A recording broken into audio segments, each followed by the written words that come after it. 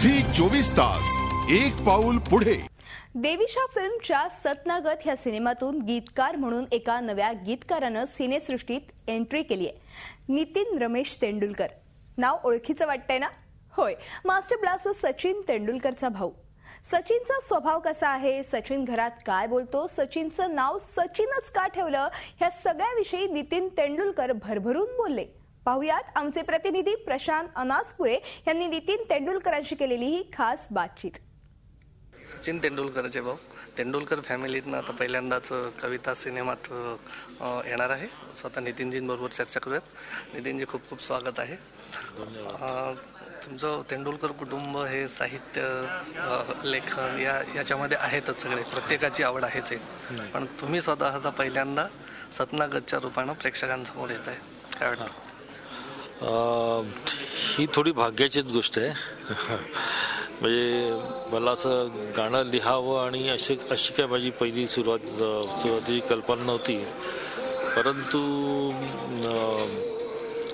राजू पारसेकर या दिग्दर्शकांनी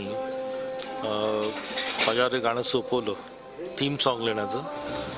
राजन खान यांच्या सतनागत या कादंबरीवरील हे गाणं आहे. आणि ते कादंबरी वाचून मग मला लक्षात आलं की कादंबरी फार गुंतागुंतीची आहे. परंतु राजू पारसेकर यांना मी क्रेडिट देतो की त्यांनी ते संपूर्णपणे त्यांनी माझ्यावर विश्वास ठेवला, पाठिंबा दिला आणि हे गाणं सुंदर होऊ शकलं. प्रवीण कुवर या तरुण दिग्दर्शकांनी त्याला अत्यंत संगीत दिग्दर्शकांनी त्याला अत्यंत सुंदर असं म्युझिक दिलं. आणि अर्थातच शंकर महादेवन यांसारख्या सध्याच्या सर्वोत्कृष्ट गायकांनी ह्याला स्वर साथ चढवला. याहून आणखीन काय भाग्याची गोष्ट. हे केवळ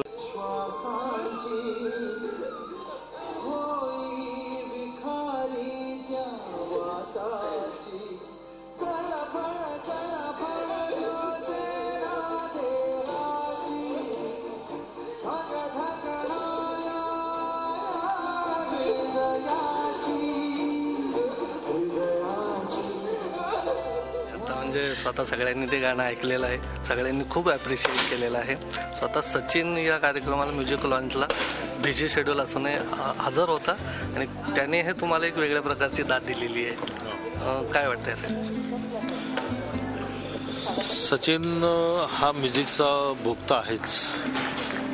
खरं म्हणजे सचिनचं नाव आम्ही सचिन देव बर्मन या संगीतकारावरून ठेवलं. म्हणजे एका अर्थी संगीताच्या रक्तातच आहे असं म्हटलं तरी चालेल. आणि त्याला संगीताचा खूप चांगला कान आहे. माझं गाणं अजून त्यांनी अजून ऐकलेलं नाही. परंतु जेव्हा ह्या कार्यक्रमाला यायचं त्यांनी ठरवलं त्यावेळेस त्याला दोन गोष्टींची उत्कंठा होती. एक म्हणजे एक मराठी चित्रपट एक स्त्री समस्येवर आधारलेला आहे, ही एक त्याची भावना होती की ही एक चांगली गोष्ट आहे.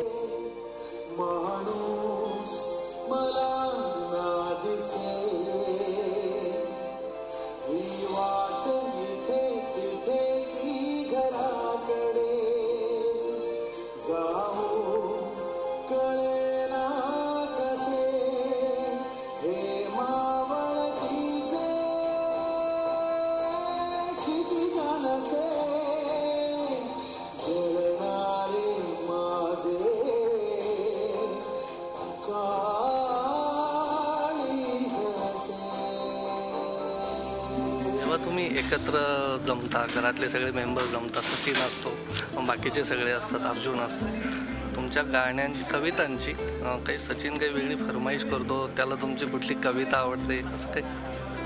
नाही, आम्ही युजली कविता, क्रिकेट असं लोकांना वाटत असेल की आम्ही कविता आणि क्रिकेटवर बोलत असतो. पण खरं म्हणजे आम्ही कविता, क्रिकेट हे दोन विषय सोडून त्यावेळेस आम्ही लेजरली जे काही जनरल टॉपिक्स असतात त्याबद्दल खूप बोलत असतो. म्हणजे उदाहरणार्थ आम्ही प्राण्यांबद्दल बोलत असतो की वाघ चांगला की सिंहश्रेष्ठ की मायकेल